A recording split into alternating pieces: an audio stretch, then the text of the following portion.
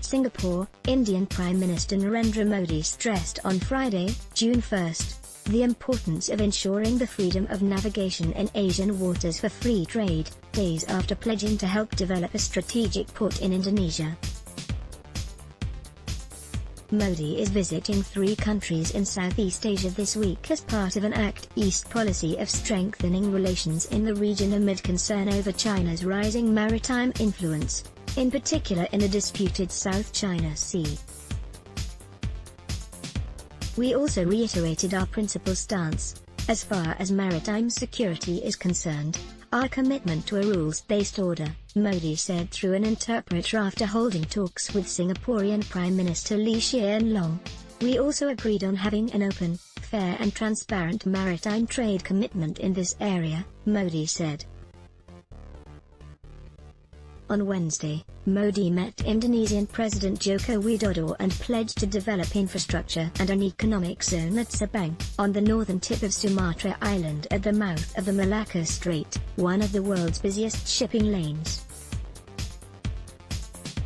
Modi stopped in Kuala Lumpur briefly on Thursday to meet newly elected Malaysian Prime Minister Mahathir Mohamad before arriving in Singapore, where he will deliver the keynote address at the annual Shangri-La Dialogue Security Forum. Modi's talks in Singapore included an agreement for greater engagement between their navies, including exercises.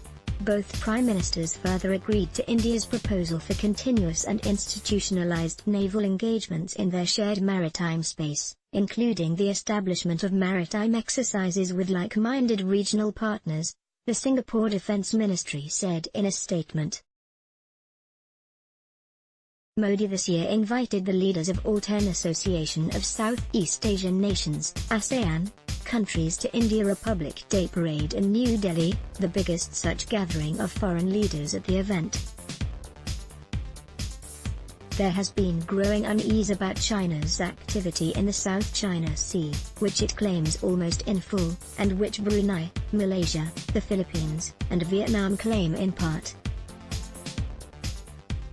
U.S. Defense Secretary Jim Mattis said on Tuesday the United States would push back against what it sees as China's militarization of islands in the South China Sea despite China's condemnation of a voyage through the region on the weekend by 2 U.S. Navy ships.